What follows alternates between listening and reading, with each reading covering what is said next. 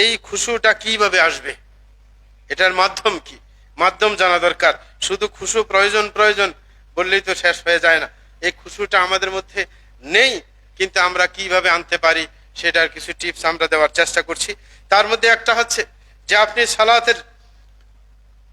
সালাতের টাইমের প্রতি আগে থেকেই আপনার যেন সব সময় আপনার আকাঙ্ক্ষিত থাকে, এবং ওই যে মসজিদের সাথে মন লেগে থাকার যে কথা আছে, হ্যাঁ, ওয়াকলবুন, হ্যাঁ, ওয়ারাজুলুন কলবুহু মুআল্লাকুন বিল মাসাজিদ, যারা আশের নিচে ছায়া পাবে তাদের একজন ছিল কে, যে যার অন্তরটা মসজিদের সাথে লেগে থাকবে। মসজিদের সাথে লেগে থাকা মানে কখন মসজিদ থেকে আজানের ধ্বনি শোনা যাবে। হ্যাঁ, এই এখন বর্তমানে আজানের ধ্বনি শুনতে হয় না, হাতে ঘড়ি আছে, মোবাইল আছে সাথে, বারবার মোবাইল দেখে, ঘড়ি দেখে যে টাইম কত হয়েছে আর কত টাইম সালাতের বাকি আছে। হ্যাঁ, ওই হিসেবে আপনার ব্যবস্থা গ্রহণ করে।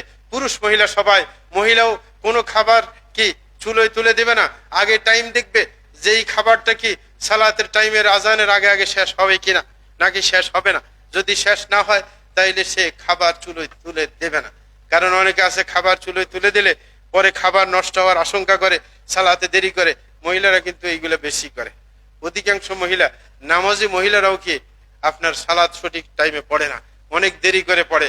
তার হাতের খুঁটিনাটি কাজ সব শেষ করে তারপরে গোসল করে সালাত আদায় করবে, তখন দেখা যায় 3টা বেজে গেছে। ঠিক না? না, গোসল করা যদি ফরজ হয়ে থাকে সেটা ভিন্ন ব্যাপার, ফরজ হলে দ্রুত গোসল করে নেবেন সকালেই।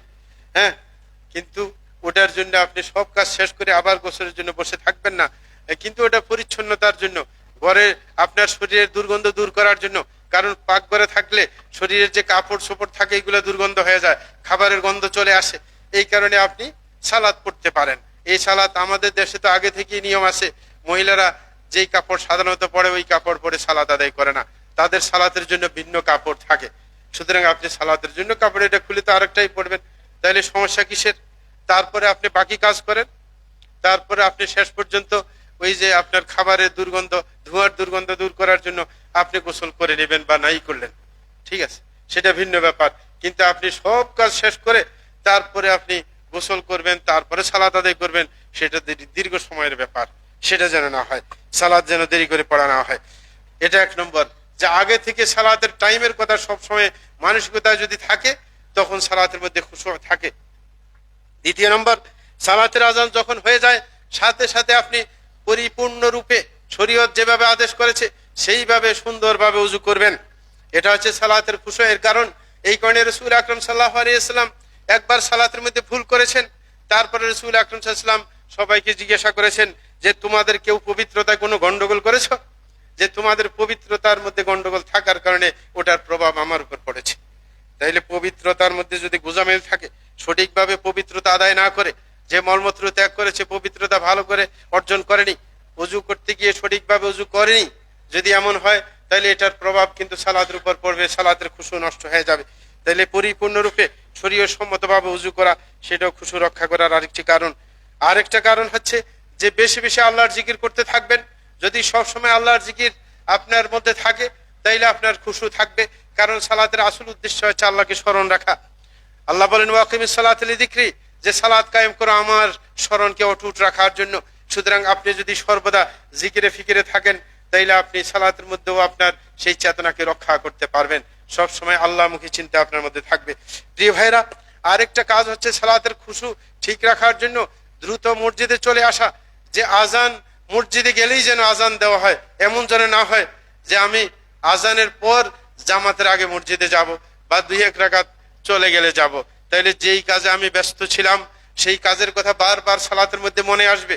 আর যদি আপনি আগেই উজু করে রেডি হয়ে যান, আজান দেওয়ার সাথে সাথে মসজিদে চলে যান, বা আজানের আগেই মসজিদে চলে আসেন টাইম মতো, তারপরে আপনি উজু করলেন, তারপরে আপনি পাশাপাশি মসজিদে ঢুকে আপনি সুন্নত নামাজ পড়লেন, পড়ে তারপরে ইচ্ছা করলে কোরআন পড়লেন, জিকির আজকার করলেন, মানে আল্লাহমুখী থাকলেন। তারপরে যদি আসল সালাত শুরু হয়, ফরজ সালাত, তাইলে কি আপনার ধ্যান কি অন্যদিকে যাবে? কারণ আগে থেকে তো মনকে কন্ট্রোল করে রেখেছেন আপনি তো আগেই আল্লাহমুখী করে রেখেছেন। এই কারণে আপনি যদি আগে আসেন, আগেই যে সুন্নতগুলো আদায় করেন, এই কারণে তো হাদিসের মধ্যে এসেছে যখন কোনো ব্যক্তির ফরজের মধ্যে ঘাটতি দেখা দিবে তখন আল্লাহ জাল্লা শাআনু বলবেন আল্লাহু মিন তাতাব্বু, যে তার কোনো নফল নামাজ আছে কিনা সেগুলো দিয়ে ঘাটতি পূরণ করা হবে। নাকি এইগুলো হচ্ছে আনুষঙ্গিক সেইগুলা মূল নামাজের পরিপূর্ণতা নিয়ে আসে। কারণ আপনি যদি নফল সালাতের মধ্যে উৎসাহী বেশি হন অন্য নামাজের প্রতি, তাইলে আল্লাহমুখী চিন্তা সবসময় আপনার মধ্যে থাকবে, তাইলে ফরজ সালাতটা সঠিকভাবে আপনি আদায় করতে পারবেন। এই কারণে তাড়াতাড়ি মসজিদে আসা এবং সুন্নত আদায় করে বসে বসে আল্লাহর কাছে দোয়া করা। কারণ 3 জায়গায় দোয়া কবুল করা, দোয়া ফেরত দেওয়া হয় না। তার মধ্যে একটা হচ্ছে কি বাইনাল আযানি ওয়াল ইকামা, আযান ইকামতের মধ্যবর্তী সময়ে যদি দোয়া করা হয় সেই দোয়া ফেরত দেওয়া হয় না। আমাদের অনেকের অনেক সমস্যা থাকে, কিন্তু আমরা সেই সমস্যার সমাধানের জন্য আল্লাহর কাছে ধর্ণা দেই না। আল্লাহই তো একমাত্র আপনার সমস্যা দূর করতে পারেন, না কেউ করবে? তা আল্লাহই করবে। এই কারণে আপনি যদি আগে সময় মতো আসেন, সুন্নত পড়ে আপনি সময় পাবেন, আযান ইকামতের মধ্যবর্তী এই লম্বা সময়ে আপনি তারপরে আল্লাহর কাছে দোয়া করতে পারেন আপনার সমস্যা নিয়ে, দেশের সমস্যা নিয়ে। প্রিয় ভাইরা, আরেকটি কারণ যে সালাতের মধ্যে খুশু রক্ষা করার, সেটা হচ্ছে ইমামের কাছে অবস্থান করার চেষ্টা করবেন। ইমামের পিছনে দাঁড়ানো, প্রথম কাতারে চলে আসা, তাহলে আপনি অন্যের দিকে দৃষ্টি যাবে না। কারণ মানুষ আছে এমন যে যদি সে পিছের কাতারে থাকে, সামনের লোকের নোড়া চড়ার দিকে তার দৃষ্টি যায়, নাকি না? হ্যাঁ, এই কারণে আপনি আগে চলে আসবেন, প্রথম কাতারে অবস্থান করবেন, তাইলে আপনার খুশু রক্ষা করা একটু সহজ হবে। সালফে সালেহিনদের মধ্যে অনেক এমন ছিল, যেমন সাঈদ বিন মুসাইয়্যিব রাহিমাহুল্লাহ, তার ব্যাপারে বলা হয় যে তিনি কখনো সালাতের মধ্যে কারোর পিঠ দেখেন নাই। কে?